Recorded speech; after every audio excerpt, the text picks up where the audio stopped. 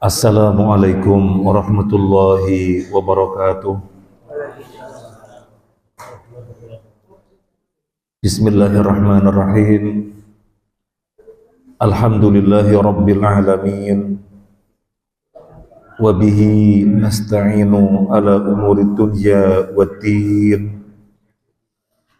Wassalatu wassalamu ala asyrafil anbiya'i wal mursalin wa ala alihi wa sahbihi ajma'in. Wala hawla wala quwwata illa billahil aliyyil azim. Allahumma inna nas'aluka ilman nafi'a wa rizqan thayyiban wasi'a wa amalan mutaqabbala. Allahumma inna nas'aluka al-huda wat-tuqa wal-afafa wal-ghina, amin ya rabbal alamin. Para jamaah rahimani wa rahimakumullah, kajian kita surat Yunus, surat yang ke-10, terakhir sampai pada ayat 101. Di dalam ayat 101 ini Nabi Sallallahu Alaihi Wasallam diperintahkan untuk menyampaikan kepada umatnya agar melihat apa yang ada di langit dan di bumi. Niscaya mereka akan mendapatkan tanda-tanda kebesaran Allah, tanda-tanda bahwasanya Allah lah satu-satunya Tuhan dan dialah satu-satunya zat yang berhak disembah. Tetapi tanda-tanda yang sangat gamblang itu, bukti-bukti yang sangat nyata yang mereka jumpai dan rasakan itu tidak bermanfaat. Tidak bermanfaat bagi siapa? Tidak bermanfaat bagi kaum yang tidak beriman. Demikian juga peringatan-peringatan tidak bermanfaat bagi mereka, bagi kaum yang tidak beriman. Kenapa tidak bermanfaat? Sudah kita bahas pada pertemuan yang lalu. Karena dari awal mereka sudah membuat semacam tameng, membentengi diri. Semacam tameng, membentengi diri.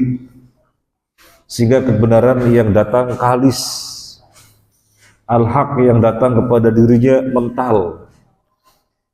Tanda-tanda bukti-bukti yang sangat gamblang seperti itu tidak bisa menjadikannya untuk menjadi orang tunduk patuh taat kepada Allah. Karena dari awal sudah pasang tameng duluan. Tetapi orang yang dari awal tidak pasang tameng, di mana benar-benar mencari kebenaran, maka klop dengan jiwanya bahwasanya dirinya tidak membohongi dirinya. Dia tidak membohongi jiwanya. Betapa apa yang dijumpainya, dirasakan pada alam semesta adalah tanda-tanda kebesaran Allah, maka mereka pun dengan gampang beriman. Mereka pun dengan gampang beriman. Sudah kita bahas agak panjang lebar pada pertemuan yang lalu. Ada satu poin besar yang ingin kita sampaikan pada ayat 101 ini, bahwasanya Islam adalah agama yang klop dengan ilmu pengetahuan. Islam bukan agama yang menghalang-halangi ilmu pengetahuan. Kita lihat ayat ini, lihat, kata Allah mengatakan kepada nabinya, katakan kepada mereka, lihat apa yang ada di langit dan di bumi. Jadi kita disuruh mempelajari. Berarti Islam klop dengan ilmu pengetahuan. Islam tidak pernah menghalang-halangi ilmu pengetahuan. Dan di dalam ayat yang lain yang sudah kita ketahui, fas'alu ahla dzikri in kuntum la ta'lamun. Bertanyalah kepada ahlinya jika kalian tidak tahu. Islam menghormati spesifikasi bidang, Bidang apa? Tanyakan kepada ahlinya. Bidang apa? Tanyakan kepada ahlinya. Bidang apa? Tanyakan kepada ahlinya. Bidang apapun, tanyakan kepada ahlinya. Jadi Islam tidak pernah menghalang-halangi kemajuan, tidak pernah menghalang-halangi orang untuk melakukan penelitian, tidak pernah menghalang-halangi para ilmuwan untuk melakukan temuan-temuan, tidak pernah menghalang-halangi, bahkan klop. Dan Islam memerintahkan, memotivasi yang demikian itu. Berbeda dengan agama di luar Islam, di dalam perjalanan sejarah mereka pernah terjadi mereka menyakiti, menyiksa, bahkan membunuh para ilmuwan. Misalnya tentang siapa itu nama-namanya, ada tentang grafikasi, kemudian ada tentang matematika, ada tentang teori bumi bulat dan yang lainnya. Itu disiksa oleh uskup dan pendeta ketika itu. Bahkan mereka, uskup dan pendeta, dengan kekuatan yang represif menghadapi para ilmuwan, ada dibakar hidup-hidup juga. Islam di dalam perjalanan sejarah, di dalam perjalanan sejarahnya tidak pernah berhadapan dengan para ilmuwan, malah agama Islam memotivasi, mendukung apapun yang bermanfaat, apapun yang menghantarkan manusia pada tujuan luhur untuk urusan dunia dan akhirat, sangat mendukungnya, tidak pernah menghalang-halanginya. Kemudian yang ingin kita sampaikan lagi, bahwa Al-Quran itu kebenarannya qat'i.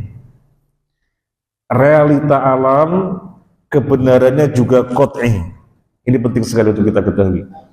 Al-Quran dan hadis yang sahih kebenarannya qat'i, mutlak. Dan realita alam semesta kebenarannya juga qat'i, mutlak. Tidak mungkin kebenaran yang mutlak bertentangan dengan kebenaran yang mutlak, tidak mungkin. Ini kebenarannya mutlak. Al-Quran, hadis kebenarannya mutlak, tidak dipungkiri. Realita alam juga kebenarannya mutlak, tidak bisa dipungkiri. Nah, kalau hal ini sudah kita pahami, seumpamanya terjadi sesuatu yang dikatakan bertentangan. Loh, Al-Quran bertentangan dengan ilmu pengetahuan misalnya. Loh, kok tidak klop Al-Quran dengan penemuan para ilmuwan misalnya? Wah, Al-Qurannya salah, misalnya hadisnya salah. Maka kita dengan tegas, tidak mungkin terjadi kontradiksi, pertentangan antara Al-Quran yang kebenarannya mutlak dengan realita alam semesta yang kebenarannya mutlak. Tidak pernah terjadi pertentangan. Terus bagaimana kalau dikatakan terjadi pertentangan? Kemungkinannya ada dua. Kemungkinannya ada dua.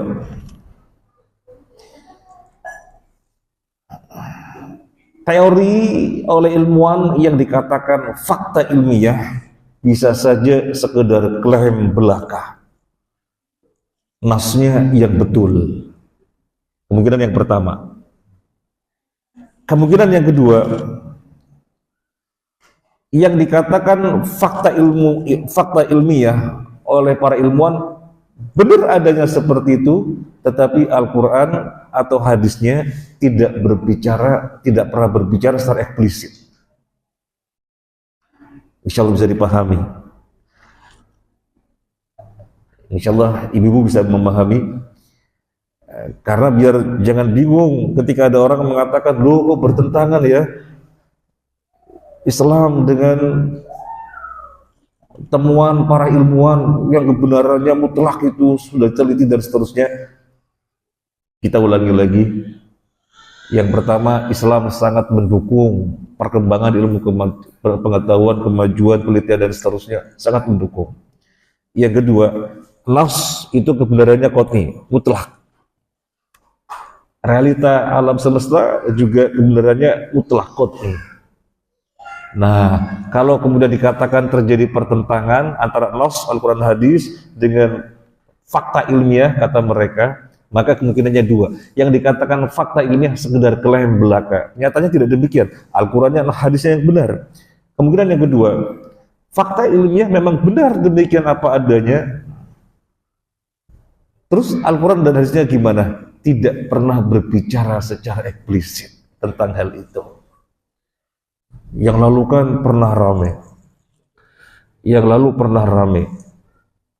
Karena yang sangat populer sekali bahwasanya bumi itu bulat. Kemudian ada ustadz kita yang menulis buku bahwasanya bumi itu datar. Kemudian banyak orang yang mencemooh atau semacam, loh berarti Al-Qurannya keliru dong. Berarti nasnya keliru dong. Wong sudah merupakan fakta ilmiah bumi itu bulat dan gak ada yang mengingkari.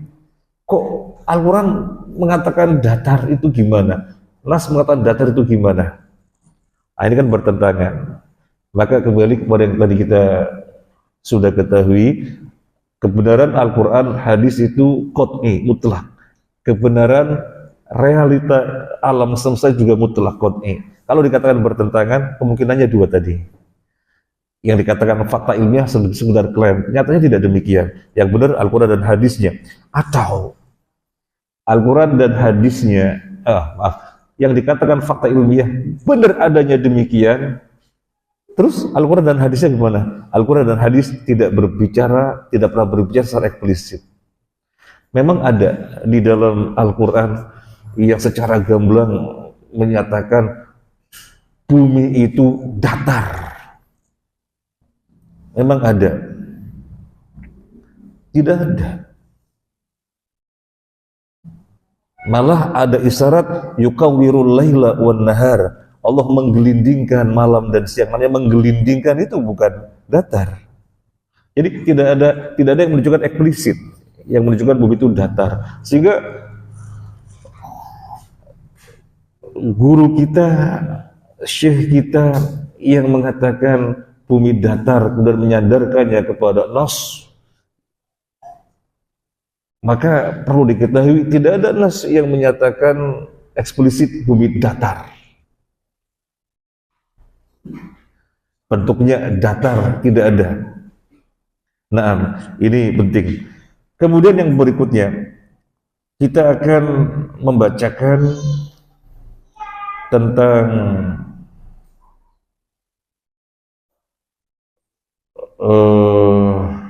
penyebaran dari fatwanya Syekh, tetapi yang disebarkan bukan yang semestinya. Mereka mengatakan Syekh bin Baz tidak percaya bahwasanya bumi itu bulat, dan yang mengatakan bumi bulat kafir. Kemudian fatwa ini dinisbatkan kepada Syekh bin Baz rahimahullah ta'ala, sehingga Syekh bin Baz dicemooh dan seterusnya, dan termasuk masih menggelinding sampai sekarang. Dan kita juga dengar langsung mereka yang mencemooh Syekh bin Baz. Yang pertama mengatakan bumi itu datar, yang mengatakan bumi bulat kafir. Dua perkara kata mereka. Yang pertama tidak sesuai dengan fakta ilmiah bahwasanya bumi itu bulat. Yang kedua mudah sekali mengkafirkan yang tidak sesuai dengan pandangannya dia. Maka akan kita bacakan ini ucapannya Syekh bin Baz langsung.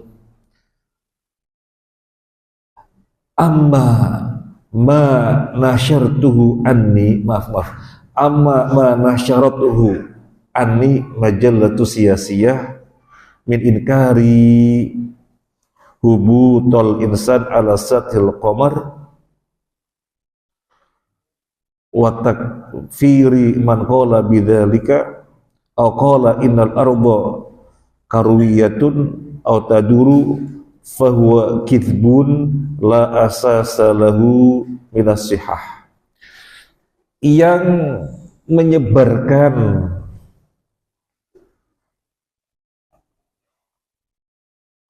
kemudian sharing postingan itu dinisbatkan kepada aku, kata Syekh bin Baz, itu sebuah majalah sia-sia, majalah politik. Disebutkan di situ, aku mengingkari turunnya manusia ke bulan. Kemudian di situ disebutkan, aku mengkafirkan orang yang mengatakan manusia turun ke bulan. Kemudian juga di situ disebutkan, aku mengingkari bumi bulat dan mengkafirkan orang yang mengatakannya. Di situ disebar.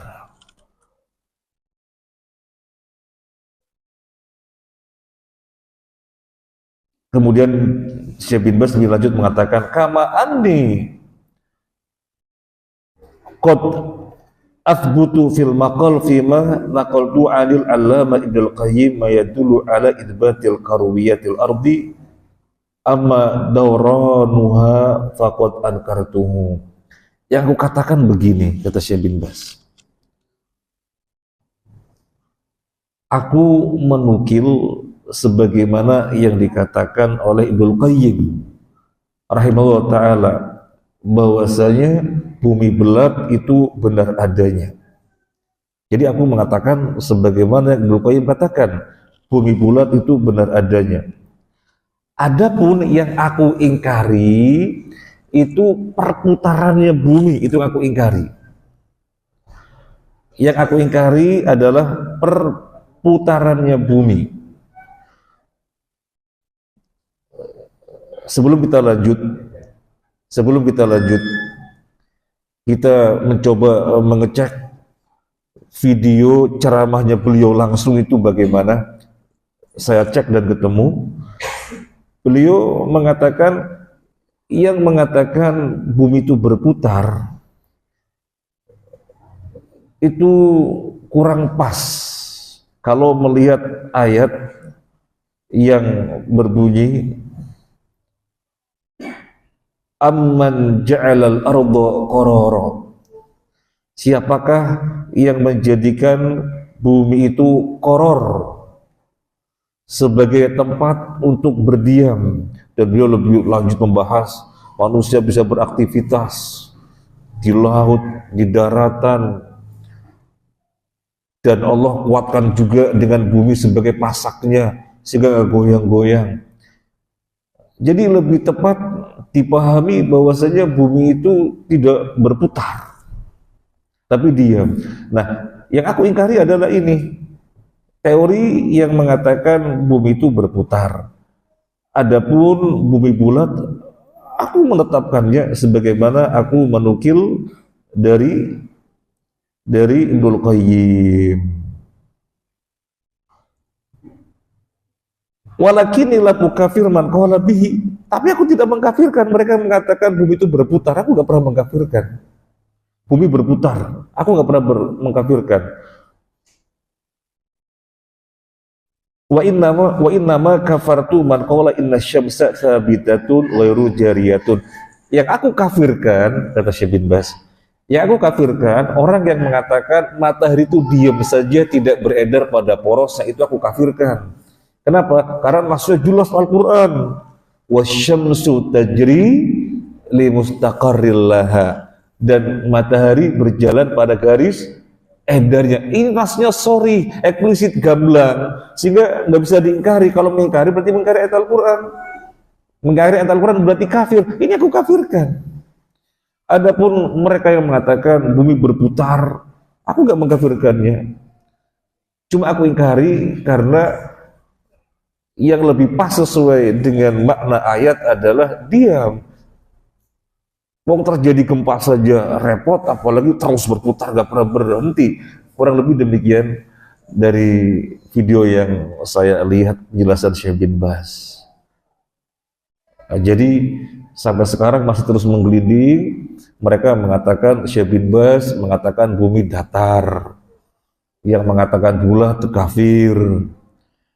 Padahal Syekh bin Baz tidak pernah mengatakan demikian. Yang beliau katakan apa tadi? Bumi bulat, sebagaimana Ibnul Qayyim mengatakan bumi bulat. Adapun yang diingkari adalah muternya bumi. Muternya bumi, bukan bergeraknya, tapi muternya. Lebih sesuai dengan mana ayat kalau diem, sehingga aktivitas berada di atasnya, di mana manusia merasakannya sebagai hamparan, bisa bercocok tanam dan seterusnya. Jadi lebih pas adalah diam. Tapi aku tidak mengkafirkan mereka yang mengatakan berputar. Yang aku kafirkan mereka yang mengatakan matahari diam, tidak berjalan pada garis edarnya, karena Nas juga bilang wasyamsu tajri li mustaqarrillah. Matahari berjalan pada garis edarnya. Kemudian Syekh Utsaimin juga memiliki pandangan sama persis seperti Syekh bin Baz, sama persis. Wa kadzalika nafa al-'allamah Ibnu Utsaimin dawran al-ardi wa lam yukaffir man qala bihi. Demikian juga Syekh Utsaimin rahimahullah taala, beliau mengingkari mutarnya bumi. Bumi berputar. Itu yang beliau ingkari, tetapi beliau tidak mengkafirkan orang mata demikian. Karena itu kan tidak, karena kan di dalam Allah tidak nas yang jelas, yang sore, yang gamblang, nggak ada. Makanya tadi kita katakan kalau ada yang mata terjadi pertentangan, kemungkinannya dua. Fakta yang dikatakan ilmiah sekedar klaim, Al-Quran dan hadisnya yang benar, atau yang kedua, fakta ilmiah itu benar adanya, tetapi Al-Quran dan hadisnya tidak pernah berbicara secara eksplisit, secara sore, secara gamblang, tidak pernah. Nah, jadi demikian. Karena Islam sangat menghargai ilmu pengetahuan. Ilmu pengetahuan apapun yang bermanfaat untuk kehidupan manusia.